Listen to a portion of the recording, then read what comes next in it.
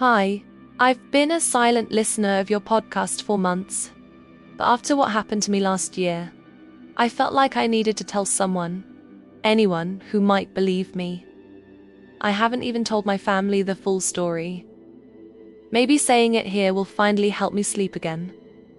I'll keep my name private, but everything I'm about to share is real. I used to live alone in a small apartment near the highway. It wasn't fancy, but it wasn't cheap. The building was quiet. Too quiet, actually.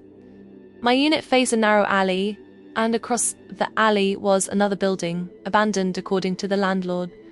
The windows of that building were always dark, always still, until one night. It was around 2 a.m. I was working late on my laptop when I felt that strange, prickling sensation, like someone was watching me. I brushed it off at first, but the feeling wouldn't go away, so I looked toward the window. Across the alley, in the supposedly empty building, one window had a faint light behind it, and in that light, a silhouette. A woman, standing perfectly still, facing my window. I froze. I couldn't see her face, just the outline of long hair and a dress. She didn't move, she didn't tilt her head, didn't shift her weight, just stood there, like she'd been waiting for me to notice. I told myself it was a trick of the light, maybe a reflection, maybe someone squatting in the building. I closed my curtains and tried to forget it. But the next night, she was there again. Same window, same posture, same stillness. This time, the light behind her flickered, like a candle struggling to stay alive, and for a split second I thought I saw her raise her hand, not waving, more like pointing at me. And so I slammed the curtains shut. I don't want to look. I really didn't. But curiosity, or maybe fear, got the better of me. I peeped through the curtains. She was closer, not in the window anymore, closer to the glass. Her face still hidden in shadow, but her hand is pressed against the pane. My heart dropped. The abandoned building was at least 10 meters away. There was no way she could be that close unless she was. I stepped back, shaking. I didn't sleep at all. I decided to stay at a friend's house the next day, but before leaving, I needed to pack. It was early evening, not even dark yet, so I felt safe enough to open the curtains one last time. The window across the alley was empty. No woman, no light, nothing. I let out a breath I didn't realize I'd been holding. Then someone knocked on my door. 3 slow, heavy knocks. I froze. My landlord never visited.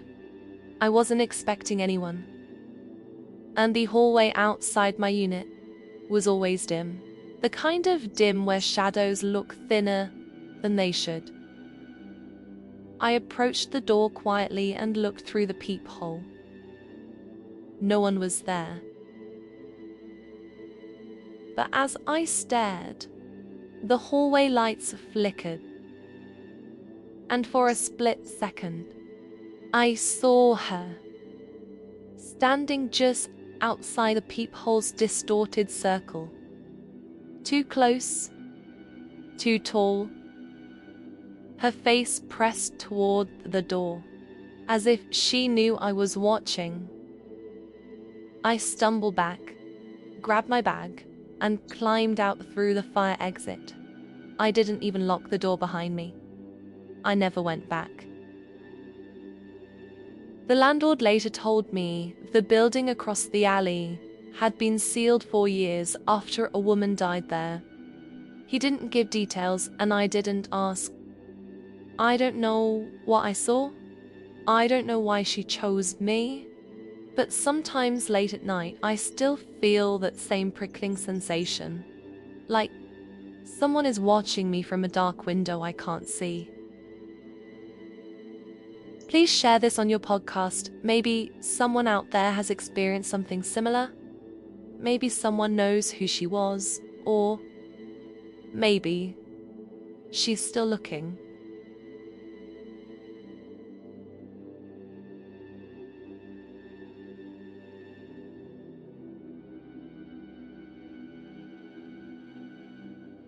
Hi, you can call me Kevin. I'm writing this because I don't know who else would believe me. I've been a taxi driver for years, and I've seen all kinds of people, all kinds of nights, but nothing prepared me for what happened on that shift. It started like any other rainy, empty, half-a-dead Manila night, until I picked up a passenger who shouldn't have been there.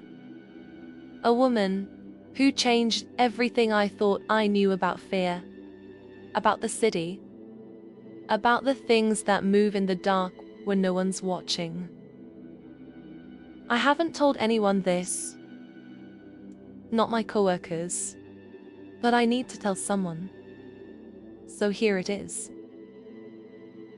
It was around 1 a.m., the kind of hour when the city feels half alive and half dead.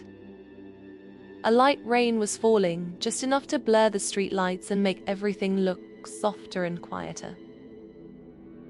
I was driving along España, tired, but hoping for one last passenger. That's when I saw her.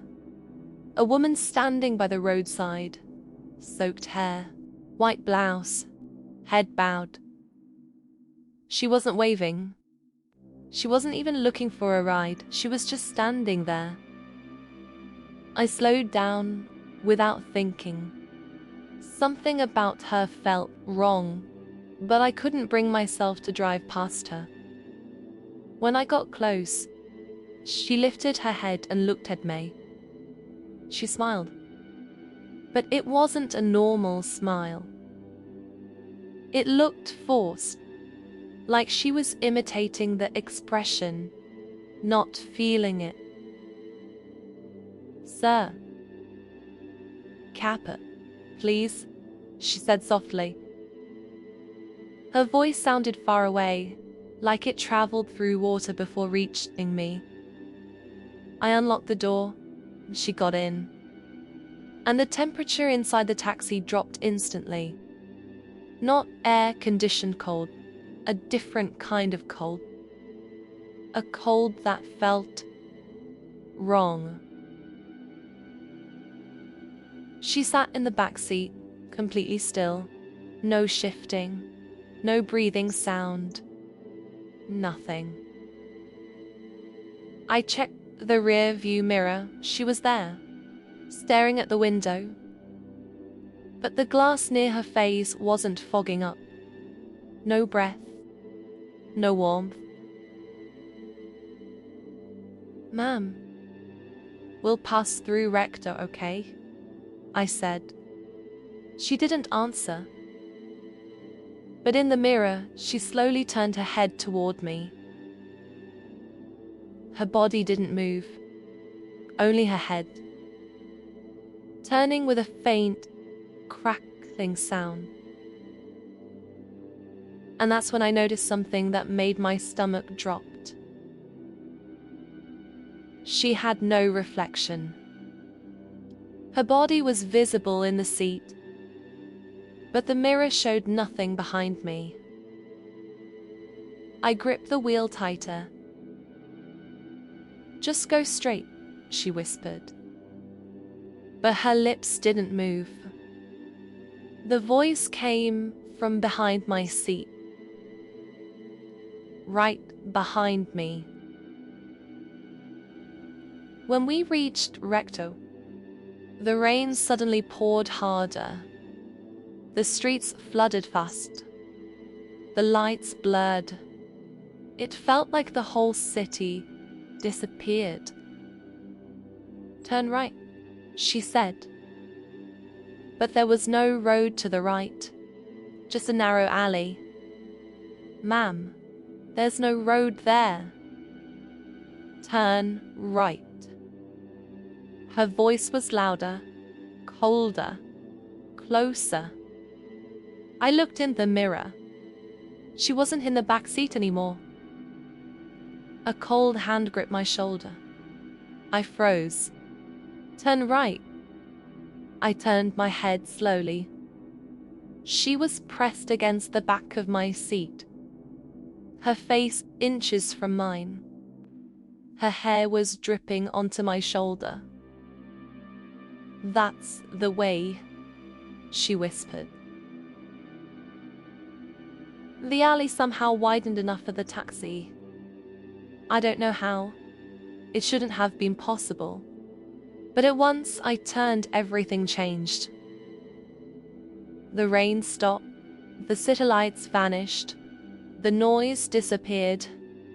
I was on a long, empty street, lined with long wooden houses, rotten, abandoned, and forgotten.